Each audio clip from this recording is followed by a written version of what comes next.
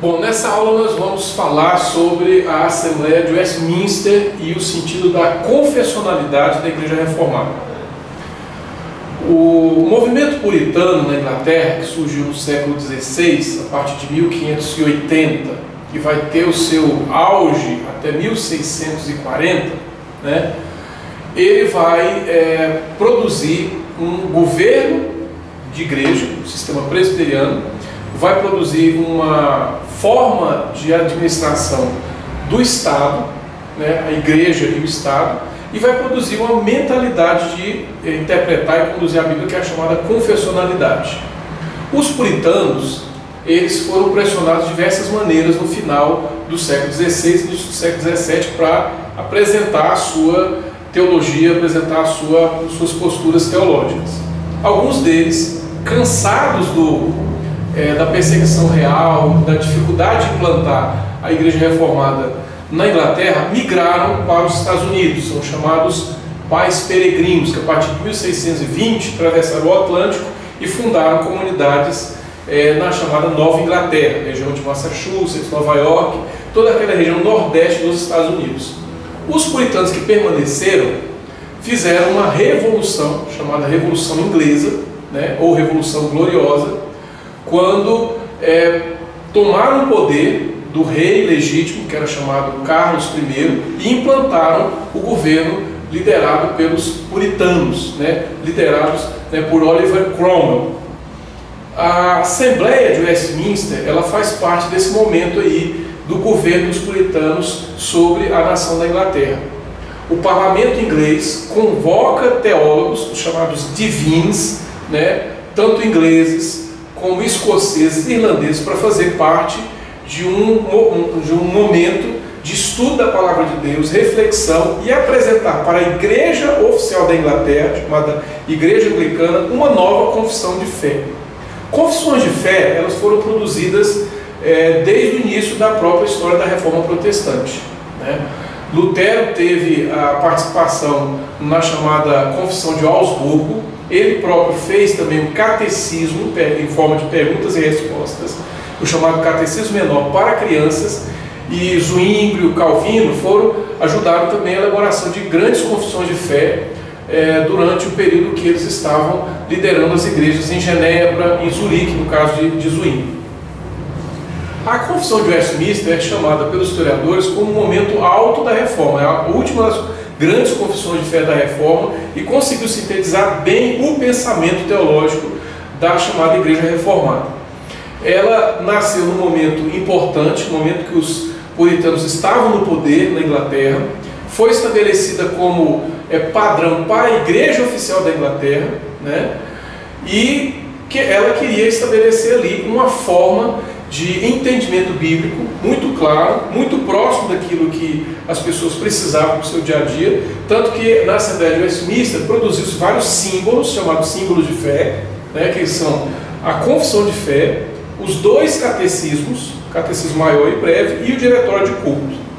As igrejas presbiterianas ao redor do mundo aceitam os chamados símbolos de Westminster, símbolos de fé de Westminster, né, ora com algumas modificações, ou aceitando elas na sua forma integral, né. No caso, a Igreja Presbiteriana do Brasil, ela tem somente 3 símbolos de fé, né, o catecismo maior, o catecismo breve e a confissão de fé, modificada pela Igreja Americana no século XIX, né, acrescentando 2 capítulos, que a meu ver são capítulos de tendência mais arminiana e universalista, e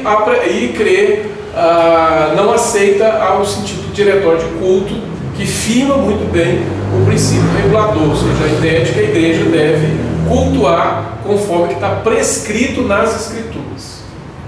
A Assembleia de Westminster, quando ela se reuniu entre 1643 e 1648, ela apresentou na sua orientação teológica uma forte convicção calvinista, ou seja, nos decretos da predestinação, na forma de governo do sistema presbiteriano, e alguns pontos ela não fecha, como o sentido da supralapsarianismo ou infralapsarianismo, que são 2 termos teológicos ligados ao decreto de Deus em relação à queda, Os chamados supralapsarianos creem que o decreto da salvação foi dado antes da queda do homem, e os chamados infra, como decreto histórico relacionado depois.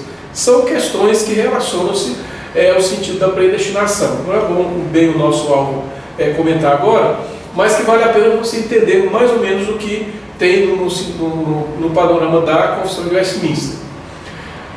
Dos pontos importantes da confissão é a presença de 2 delegados escoceses que vieram e praticamente mudaram os rumos da confissão conforme ela estava sendo estabelecida. O Guilherme Kerr, no livro dele A Assembleia de Westminster, publicado pela Editora Fiel, comenta que a presença desses 2 escoceses mudou os rumos da confissão para que ela fosse mais firme doutrinariamente, né, e apresentasse o conceito da doutrina pactual, ou sentido da teologia dos pactos, ou teologia da aliança, como uma característica forte da confissão de Westminster, né. O parlamento recebeu a confissão, posteriormente reenviou para os chamados divinos, os participantes da Assembleia, para que desse a base bíblica dos textos, dos parágrafos que haviam sido colocados. Os membros da Assembleia, então, relacionaram os versículos ligados aos parágrafos e, posteriormente, eles produziram o Catecismo Maior, o Catecismo Breve e o Diretório de Culto. A Igreja da Escócia já existe desde 1580, já adotava a chamada Confissão Escocesa. Ela, então, tira a Confissão Escocesa do seu centro, aceita Westminster, e aí todas as chamadas igrejas presbiterianas e algumas reformadas adotam a Assembleia de Westminster, os seus símbolos, como símbolos de fé importante. Esse documento, né, a Confissão de Fé, mais os catecismos, aceitos pelo parlamento, formam o padrão daquilo que a gente chama da confessionalidade. Em tempos que nós estamos vivendo hoje, onde a liderança, a autoridade tem sido negada e questionada, falar em confessionalidade é um tópico bastante complicado, porque as pessoas elas se autogovernam, elas se autogerenciam, então ter uma autoridade sobre elas é algo negativo. E sempre se fala sobre a questão da validade do conceito, se essas confissões produzidas tanto tempo atrás ainda valem para o nosso século XXI. Dentro do princípio reformado, a resposta em relação à confissão, se ela é válida, é sim. Se ela continua relevante, sim, porque ela própria aponta para a identidade bíblica. Ela diz que a confissão, como outros documentos humanos, pode falhar, mas ela aponta para que a autoridade sobre todas as controvérsias sempre é da Escritura. E a confissão de fé, refletindo, apontando para a perspectiva bíblica, ela sempre é um guia importante. Porque, de qualquer maneira, as pessoas têm um documento, uma forma de interpretar a Bíblia. Sem confessionalidade padrão, vamos dizer assim, ou oficial, ou como a Igreja Reformada crê, no sentido da confessionalidade estrita, da confessionalidade exposta, né? Qualquer grupo, qualquer confissão tem isso. A Confissão de Westminster ela fez uma caminhada interessante.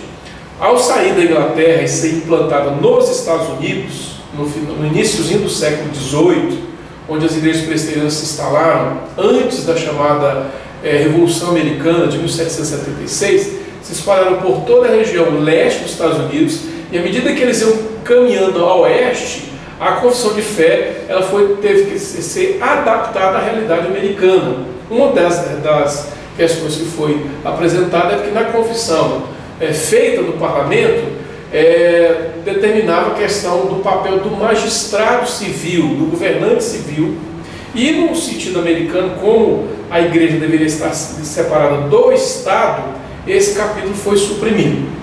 Posteriormente, no século XIX, já por influência de ondas arminianas das igrejas presbiterianas do século XIX, por causa de Charles Finney, um pregador que se dizia reformado, foi ordenado pela Igreja Presbiteriana de Nova York. A igreja adotou então 2 capítulos, um sobre o Espírito Santo, né, que tem tendências universalistas, e outro sobre missões com características mais arminianas. Esses capítulos não são aceitos oficialmente pela Igreja Presbiteriana do Brasil. Eles aparecem como adendos, são historicamente referidos, mas não são oficialmente capítulos da Confissão de Fé de Westminster.